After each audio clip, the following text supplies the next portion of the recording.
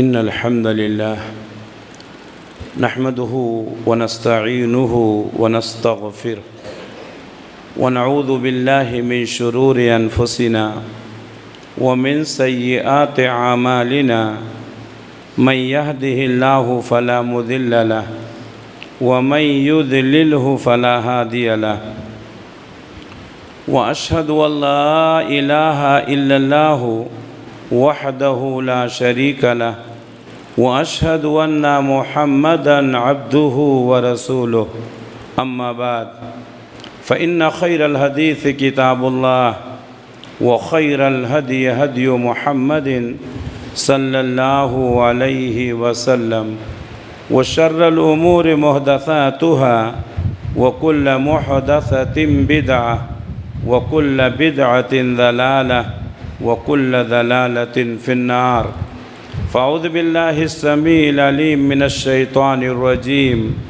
بسم الله الرحمن الرحيم قاف والقرآن المجيد بل عجبوا أن جاءهم منذر منهم فقال الكافرون هذا شيء عجيب أإذا متنا وكنا ترابا ذلك رجع بعيد قد علمنا ما تنقص الأرض منهم وعندنا كتاب حفيظ بل كذبوا بالحق لما جاءهم فهم في أمر مريج يا أيها الذين آمنوا اتقوا الله حق تقاته ولا تموتن إلا وأنتم مسلمون يا أيها الناس اتقوا ربكم الذي خلقكم من نفس واحدة وخلق منها زوجها وبث منهما رجالا كثيرا ونساء واتقوا الله الذي تساءلون به والأرحام إن الله كان عليكم رقيبا يا أيها الذين آمنوا اتقوا الله وقولوا قولا سديدا يصلح لكم أعمالكم ويغفر لكم ذنوبكم ومن يطع الله ورسوله فقد فاز فوزا عظيما ہر طرح کی تعریف اس اللہ رب العالمین کے لیے لائق اور زیبا ہے جو سارے جہان کا اکیلا خالق ہے، مالک ہے، حاکم ہے، رازق ہے۔ درود و سلام نازل ہوں اللہ کے تمام نبیوں پر، خصوصاً آخری نبی حضرت محمد مصطفیٰ صلی اللہ علیہ وسلم پر۔ اللہم صلی علی محمد وعلی آل محمد کما صلیت علی ابراہیم وعلی آل ابراہیم انک حمید مجید۔ اللہم بارک علی محمد وعلی آل محمد کما بارکت علی ابراہیم وعلی آل ابراہیم انک حمید مجید۔ محترم حاضرین، اللہ رب العالمین کا بے انتہا شکر اور احسان ہے کہ اس نے ہماری زندگی میں ایک بار پھر رمضان بھیج کر کے ہمیں موقع دیا کہ ہم اپنے گناہوں سے توبہ کر لیں، اپنے غلطیوں کی اصلاح کر لیں اور جنت میں جانے کا سامان پیدا کر لیں۔ میں نے اسی مناسبت سے آج کے جمعہ کے خطبے کے لیے جس موضوع کو منتخب کیا ہے وہ ہے ماہ رمضان ایک نعمت ہے۔ ماہ رمضان اللہ کی طرف سے ایک بہت بڑا تحفہ ہے۔ ماہ رمضان مومنوں کے لیے ایک عظیم نعمت ہے۔ یہی وہ مہینہ ہے جس میں قرآن مجید کا نزول ہوا۔ یہی وہ مہینہ ہے جس میں جنت کے دروازے کھول دیے جاتے ہیں، جہنم کے دروازے بند کر دیے جاتے ہیں اور شیاطین کو قید کر دیا جاتا ہے اور مومن کی روزیاں بڑھا دی جاتی ہیں۔ اللہ کے نبی صلی اللہ علیہ وسلم نے فرمایا کہ جب رمضان آ جاتا ہے تو جنت کے دروازے کھول دیے جاتے ہیں، جہنم کے دروازے بند کر دیے جاتے ہیں۔ یہ بے ادبی ہے، اس طرح سے مسجد میں نہیں بیٹھنا۔ اگر آپ کی مجبوری ہے تو آپ پیچھے بیٹھیں۔ جہنم کے دروازے بند کر دیے جاتے ہیں، شیاطین کو قید کر دیا جاتا ہے، اور ایک حدیث میں ہے کہ آسمان کے دروازے کھول دیے جاتے ہیں۔ آسمان کے دروازے کھول دیے جاتے ہیں، اس کا مطلب یہ ہے کہ روزیوں میں اضافہ ہو جاتا ہے۔ اور ہم دیکھتے ہیں کہ رمضان کے مہینے میں امیر، غریب، چھوٹا بڑا، بادشاہ، فقیر، سارے لوگ خوشحال ہو جاتے ہیں۔ یقیناً یہ اللہ تبارک و تعالیٰ کی طرف سے بہت بڑی نعمت ہے۔ اسی طریقے سے یہ مہینہ اللہ سے قریب ہونے کا مہینہ، جو لوگ کبھی مسجدوں میں نہیں آتے تھے، رمضان کا مہینہ آتے ہی وہ لوگ بھی مسجدوں کا رخ کر لیتے ہیں۔ مسجدیں اپنے وسعتوں کے باوجود بھی تنگ ہو جاتی ہیں۔ 5 وقتہ نمازیوں کو جو ہمیشہ پہلی صف میں رہتے تھے، آخر میں جگہ ملتی ہے۔ یہ سب ہم اپنی نگاہوں سے دیکھ رہے ہیں۔ یہ اللہ سے قریب ہونے کا مہینہ ہے، یہ غریبوں کی امداد کرنے کا مہینہ ہے۔ اس مہینے میں مسلمان زیادہ سے زیادہ صدقہ و خیرات کرتے ہیں۔ اسی طریقے سے صدقۃ الفطر نکال کر کے اپنے غریب بھائیوں کی مدد کرتے ہیں۔ یہی وہ مہینہ ہے جو توبہ اور استغفار کا مہینہ ہے، جس میں اللہ تبارک و تعالیٰ اپنے مومن بندوں کے گناہوں کو معاف کرتا ہے۔ اس کی بہت ساری فضیلتیں ہیں۔ گویا کہ ماہ رمضان ایک عظیم نعمت ہے، اور اگر ہم نے اس نعمت کی قدر نہیں کی تو ہمیں بعد میں پچھتانا ہوگا۔ میں اپنی گفتگو کی ابتدا اس حدیث سے کرتا ہوں جو مستدرک حاکم کی ہے۔ کعب بن عجرہ رضی اللہ تعالیٰ عنہ بیان کرتے ہیں کہ اللہ کے نبی صلی اللہ علیہ وسلم نے فرمایا، وہ شخص بڑا بد نصیب ہے جس نے رمضان کا مہینہ تو پایا لیکن اپنے گناہوں کی بخشش نہیں کرا سکا۔ پچھلے سال رمضان میں ہمارے بہت سارے ساتھی تھے جو اب ہمارے درمیان نہیں ہیں۔ اس وقت ہمارے سامنے اتنی بڑی تعداد ہے، کسی کو معلوم نہیں ہے کہ ہمیں اگلا رمضان پھر ملے گا۔ اس لیے اس رمضان کو ہم مثالی رمضان بنائیں، اپنے آپ کو گناہوں سے پاک کر لیں کہ اگر رمضان کے بعد ہمارا انتقال ہو جائے یا ہم میں سے کسی کا بھی انتقال ہو جائے تو اس حال میں وہ دنیا سے جائے کہ وہ گناہوں سے پاک ہو۔ اس کی بہت ساری فضیلتیں ہیں جو اگلے درس میں انشاءاللہ بتاؤں گا۔ تو رمضان کا مہینہ پا کر کے اگر کوئی شخص اپنے گناہوں کی بخشش نہیں کرا سکا تو وہ بد نصیب انسان ہے۔ اللہ کے نبی صلی اللہ علیہ وسلم فرماتے ہیں کہ جیسے ہی رمضان کا چاند نظر آتا ہے تو ایک منادی آواز کرتا ہے، یا باغی الخیر اقبل ویا باغی الشر اقصر، اے نیکی کرنے والے اور آگے بڑھ، اور اے گناہ کرنے والے اب تو رک جا۔ معلوم یہ ہوا کہ جو 11 مہینے نیکیاں کرتے تھے وہ ان مہینوں میں اپنی نیکیوں کا دائرہ اور وسیع کر دیتے ہیں، ان مہینوں میں، اس مہینے میں اور زیادہ نیکیاں کرتے ہیں۔ اور جو لوگ نیکیاں نہیں کرتے تھے، گناہ میں ڈوبے ہوئے تھے، تو وہ منادی اعلان کرتا ہے، یا باغی الشر اقصر، اے گناہ کرنے والے اب تو رک جا، اب تو رحمتوں کا مہینہ شروع ہو چکا ہے، اب تو برکتوں کا مہینہ شروع ہو چکا ہے، اب تو اللہ تبارک و تعالیٰ کی رحمتوں کا نزول ہو رہا ہے، ارے اب تو توبہ کر لے، اب تو گناہوں سے باز آ جا۔ یعنی یہ مہینہ اپنی زندگی میں چینجنگ، اپنی زندگی میں تبدیلی لانے کا مہینہ۔ اگر ہماری زندگی میں کوئی تبدیلی نہیں آئی تو ہم نے اس مہینے سے کوئی فائدہ نہیں اٹھایا اور اللہ کی اس نعمت کی قدر نہیں کی۔ یہ مہینہ انسان کو اتنا عمل دیتا ہے جو آپ دوسرے کسی مہینے میں نہیں حاصل کر سکتے ہیں۔ اس کی ایک حدیث کے ذریعے سے میں وضاحت کرتا ہوں۔ اللہ کے نبی صلی اللہ علیہ وسلم کے پاس 2 شخص آئے، دونوں نے بیک وقت اسلام قبول کیا۔ ایک شخص کا انتقال ہو گیا، یعنی اس کی شہادت ہوئی، دونوں ایک ساتھ میں مسلمان ہوئے تھے۔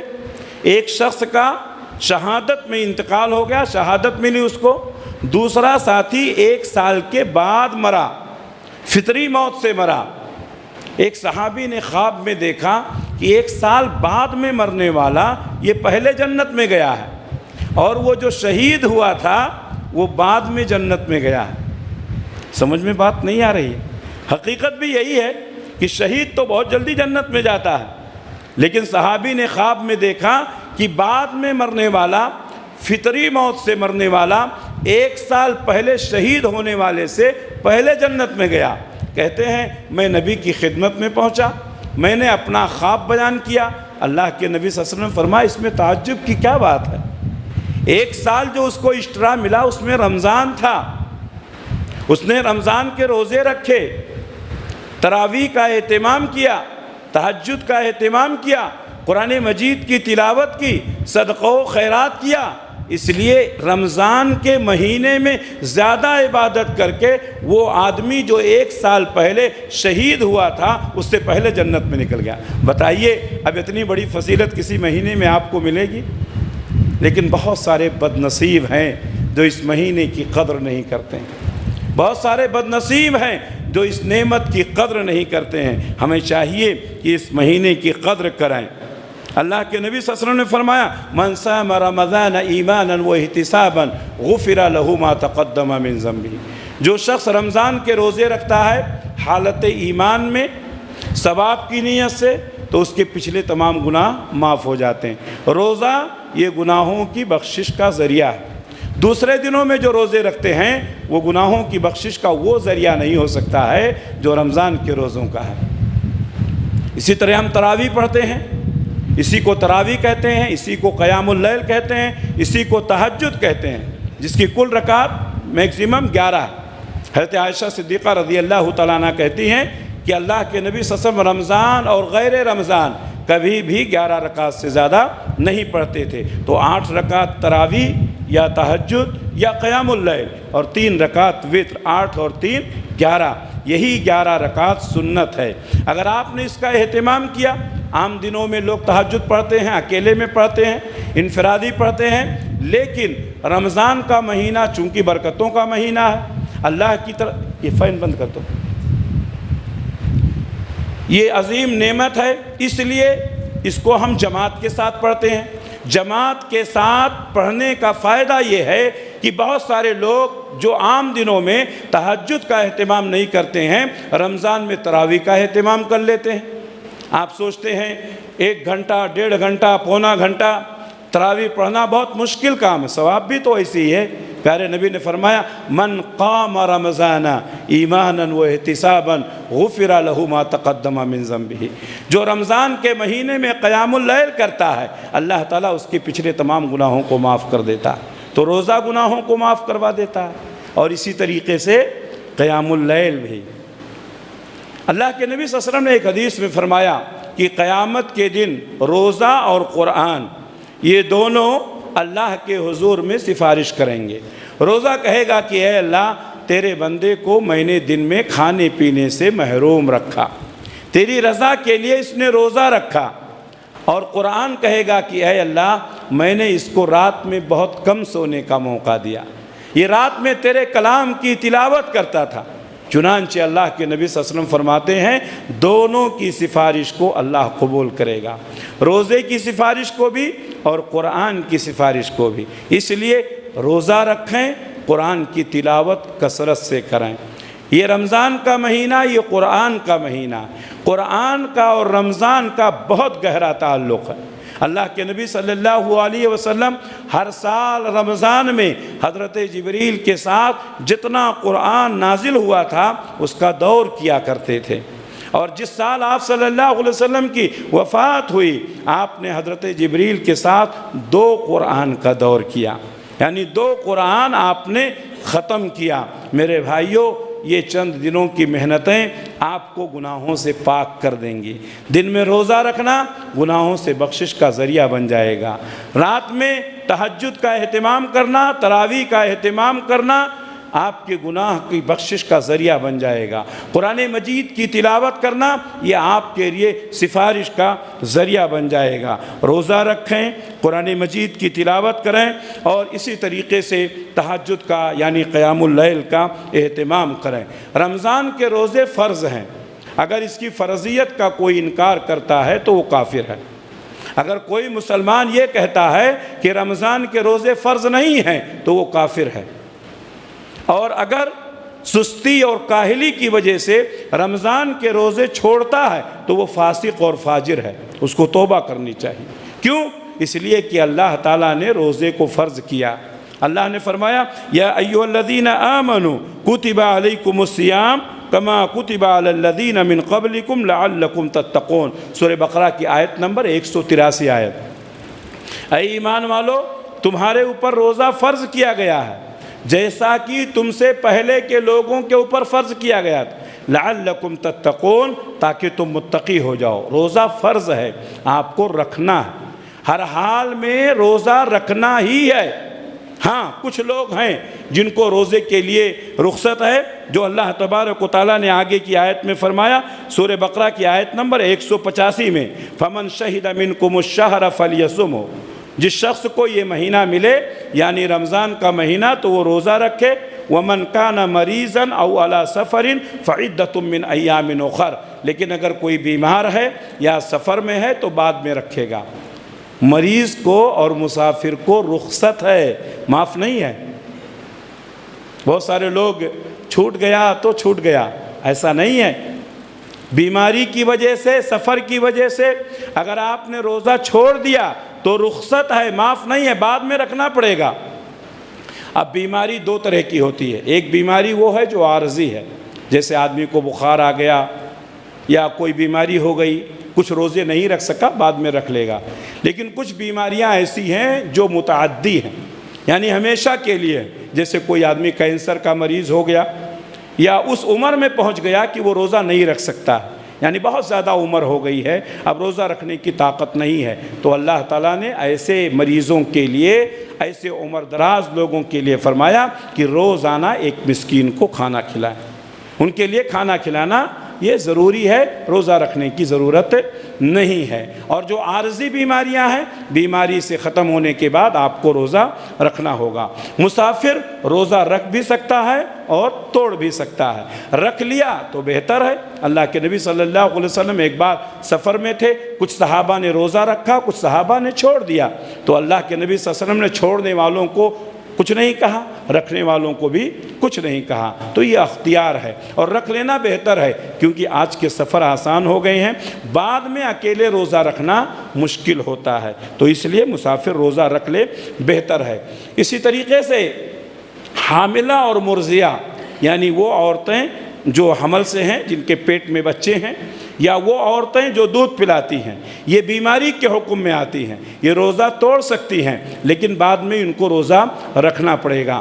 یہاں ایک مسئلہ واضح ہونا ضروری ہے، چونکہ ہماری مسجدوں میں خواتین ایک بڑی تعداد میں آتی ہیں، اور یہ خواتین کا مسئلہ ہے۔ بہت ساری خواتین کیا کرتی ہیں، حمل کی حالت میں روزہ چھوڑ دیتی ہیں۔ حمل کی مدت تقریباً کم و بیش 9 مہینے ہے، اس کے کچھ مراحل ایسے ہوتے ہیں جس میں روزہ رکھنا مشکل ہوتا ہے، تو ان دنوں میں آپ چھوڑ سکتی ہیں، لیکن شروع کے ایام ہوتے ہیں یا آخر کے ایام ہوتے ہیں تو اس میں روزہ رکھنا کوئی مشکل نہیں ہوتا ہے، اس لیے وہ روزہ رکھیں۔ اسی طریقے سے مرضیہ جو دودھ پلانے والی ہیں 2 سال، اگر آپ نے حمل میں 9 مہینے اور مرضیہ جس کی مدت رضاعت 2 سال ہے، تو 3 سال اگر آپ روزہ چھوڑ دیں گے تو آپ اس کی قضا کب کریں گے؟ تو بہت ساری خواتین حاملہ اور مرضیہ اس کو بہانہ بنا کر کے مستقل روزے چھوڑتی ہیں، اور کچھ خواتین یہ سمجھتی ہیں کہ ایک فدیہ دے دیا جائے، ایک مسکین کو کھانا کھلا دیا جائے تو کافی ہے۔ یہ غلط ہے، یہ غلط ہے۔ بیماری اس حد تک ہو کہ جب روزہ رکھنے کی وجہ سے آپ کی بیماری بڑھنے کا ڈر ہو، تو ایسی حالت میں روزہ معاف ہے، قضا ہے، ورنہ بیماری میں بھی اگر روزہ کوئی رکھ سکتا ہے تو رکھنا چاہیے، بلکہ میں یہ کہتا ہوں کہ رکھنا چاہیے، اس لیے کہ روزہ بیماریوں کو مٹا دیتا ہے۔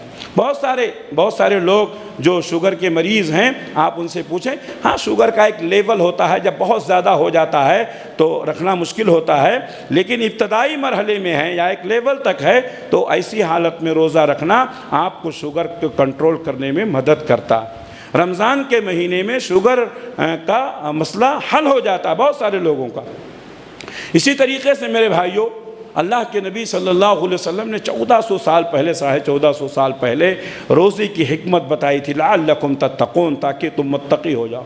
جدید دور میں تحقیق کرنے والوں نے تحقیق کیا ہے کہ اگر آدمی مسلسل 15 دن تک، 17 دن تک روزے رکھتا ہے، فاسٹنگ کرتا ہے، تو اس کے اندر جو کینسر کے مادے ہوتے ہیں وہ مر جاتے ہیں۔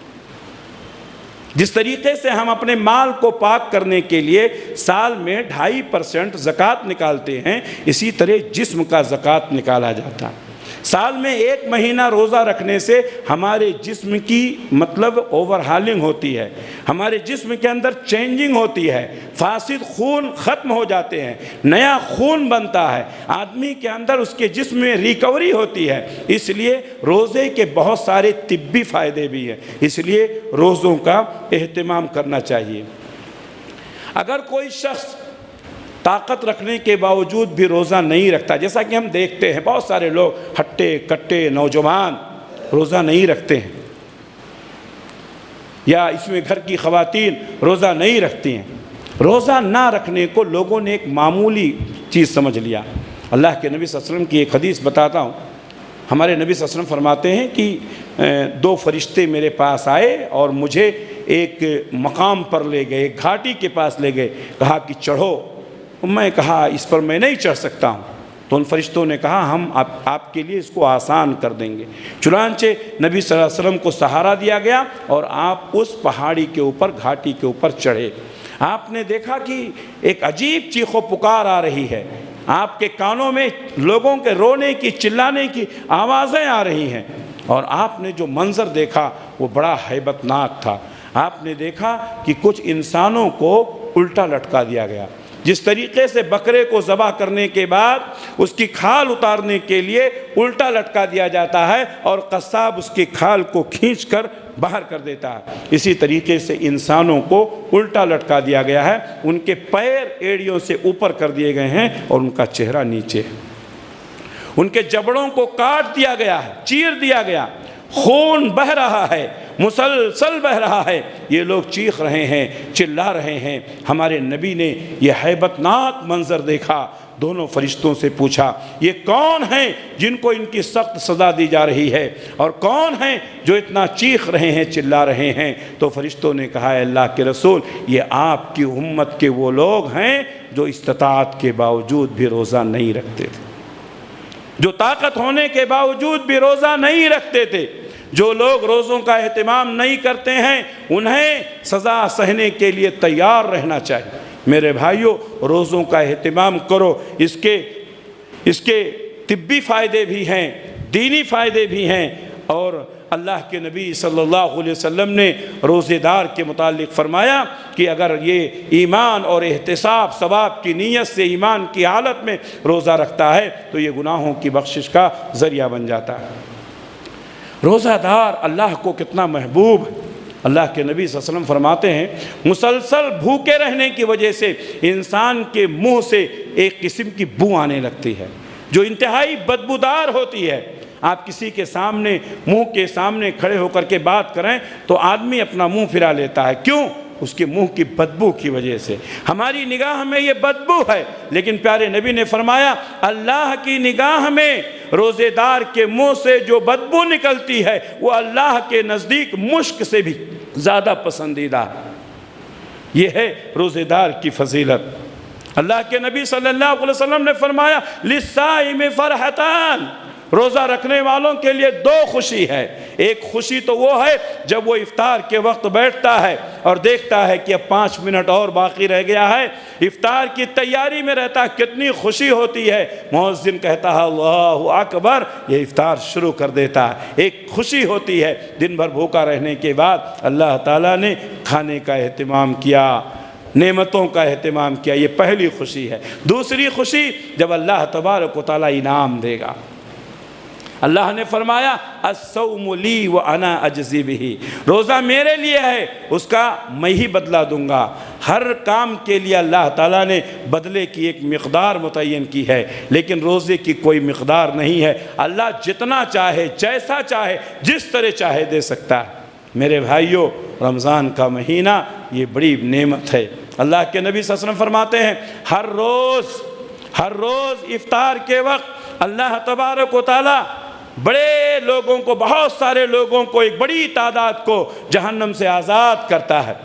آج بہت سارے لوگ افطاری کے وقت مارکیٹ میں، محلے میں، کاروبار میں، دکان میں، آفسوں میں اپنا وقت ضائع کر دیتے ہیں۔ اللہ کے نبی نے فرمایا افطار کے وقت اللہ تعالیٰ جہنمیوں کو جہنم کی لسٹ سے آزاد کرتا ہے۔ بہت سارے لوگ تھے جو رمضان سے پہلے ان کا نام جہنمیوں کی لسٹ میں تھا، لیکن رمضان کا مہینہ آیا، اللہ تعالیٰ نے جہنمیوں کی لسٹ سے ان کا نکال کر کے جنت میں داخل کر دیا۔ میرے بھائی، یہ افطار کا وقت دعا کی قبولیت کا وقت ہے۔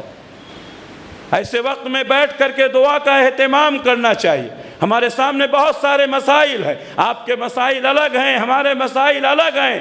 ہم اپنے مسائل کو اللہ کے سامنے پیش کریں، یقیناً اللہ تبارک و تعالی ہمارے مسئلوں کو حل فرمائے گا، ہماری روزیوں میں برکت فرمائے گا، ہماری بیماریوں کو دور فرمائے گا، ہمارے مشکلات کو آسان فرمائے گا۔ روزے کے وقت میں یہ دعا کی قبولیت کا وقت ہے، افطار کے وقت میں ہمیں اس کا اہتمام کرنا چاہیے۔ اسی طرح ماہ رمضان ایک عظیم نعمت ہے۔ میرے بھائیوں، بہت سارے لوگ ہیں جو حج کی تمنا کرتے ہیں، حج جانا چاہتے ہیں۔ اللہ کے نبی صلی اللہ علیہ وسلم نے حج کی بڑی فضیلت فرمائی، من حج فلم یرفث ولم یفسق رجع کیوم ولدته امہ۔ جس شخص نے حج کیا، کوئی گناہ کا کام نہیں کیا، کوئی خلاف سنت کام نہیں کیا، تو حج کر کے جب لوٹتا ہے تو ایسے پاک ہوتا ہے گناہوں سے جیسے کہ اپنی ماں کے پیٹ سے آج ہی پیدا ہوا۔ بہت سارے لوگ غریب ہیں، حج نہیں کر سکتے ہیں، لیکن عمرے کی طاقت ہے، عمرہ کرنے کی طاقت۔ رمضان کے مہینے میں عمرہ کر لیں، حج کا ثواب مل جائے گا۔ اللہ اکبر، کتنی بڑی نعمت ہے۔ اللہ کے نبی صلی اللہ علیہ وسلم نے ایک انصاری خاتون سے فرمایا کہ تم میرے ساتھ حج کے لیے نہیں گئی؟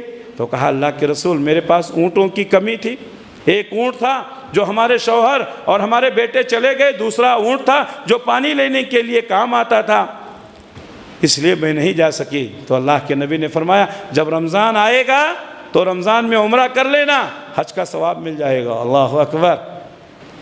اور ایک روایت میں آپ نے فرمایا میرے ساتھ حج کرنے کے برابر ثواب ملے گا۔ اللہ اکبر۔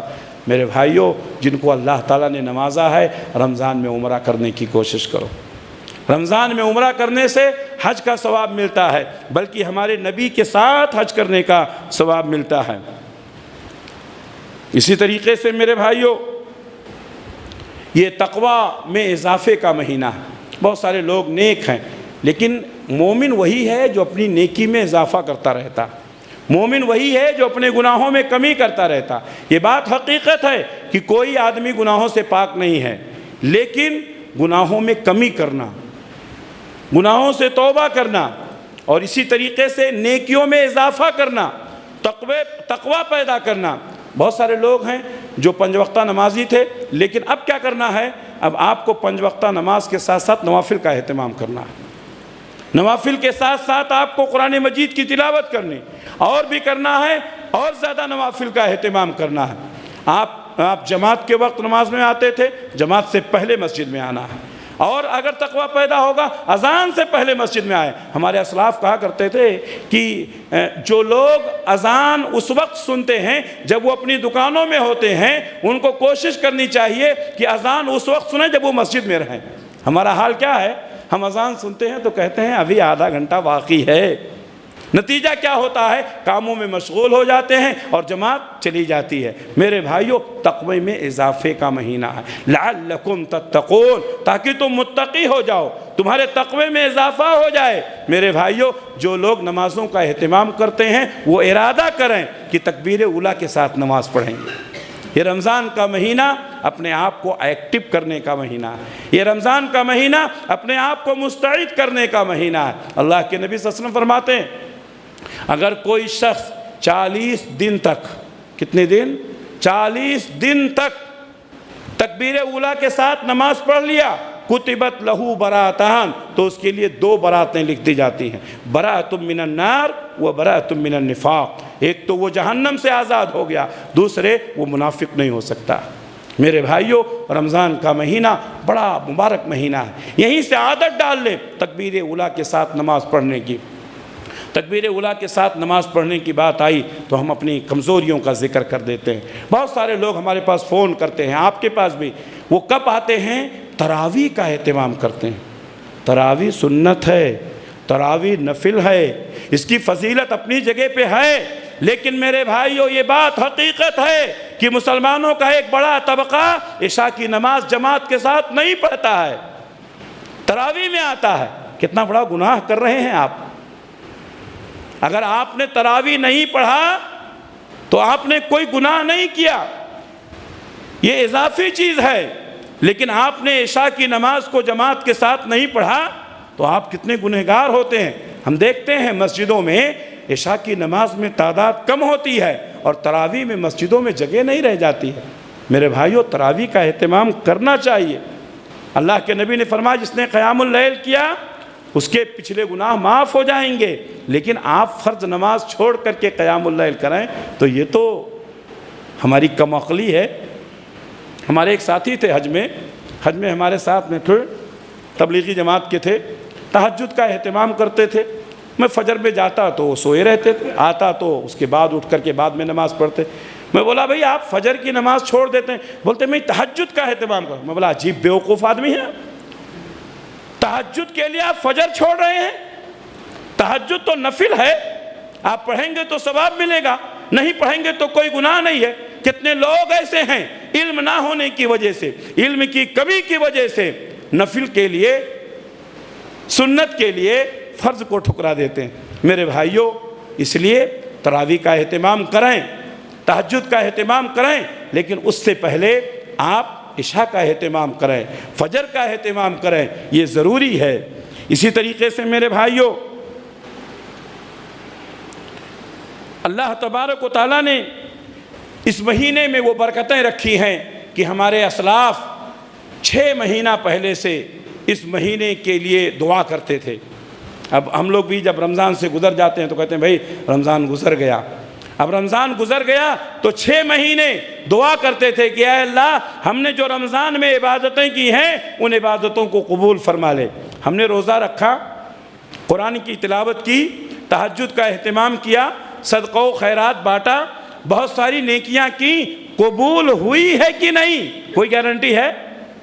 ہمارے اسلاف 6 مہینے تک اللہ سے دعا کرتے تھے کہ اے اللہ رمضان میں جو ہم نے نیکیاں کی ہیں ان نیکیوں کو ضائع مت کرنا، ان نیکیوں کو قبول کر لینا۔ اور اس کے بعد جب 6 مہینہ گزر جاتا تھا تو 6 مہینے پھر دعا کرتے تھے اے اللہ ایک رمضان اور دے دے، اللہ اکبر، اے اللہ ایک رمضان اور دے دے، اگلے رمضان تک بھی ہم کو پہنچا دے۔ میرے بھائیوں یہ رمضان کی عظمت ہے، یہ رمضان کی نعمت ہے، یہ اللہ کی نعمت ہے۔ ہمارے اسلاف اس کے لیے اس طریقے سے 6 مہینے تک دعا کرتے تھے، اور 6 مہینے تک آپ اسلاف ہمارے اپنے اعمال کی قبولیت کے لیے دعا کرتے تھے۔ یہ رمضان کا مہینہ دل کی صفائی کا مہینہ ہے، یہ رمضان کا مہینہ نفس پر کنٹرول کرنے کا مہینہ ہے۔ اگر آپ نے اپنے دل میں نفرت چھپا رکھی ہے، اگر آپ نے اپنے دل میں اپنے بھائیوں کے تعلق سے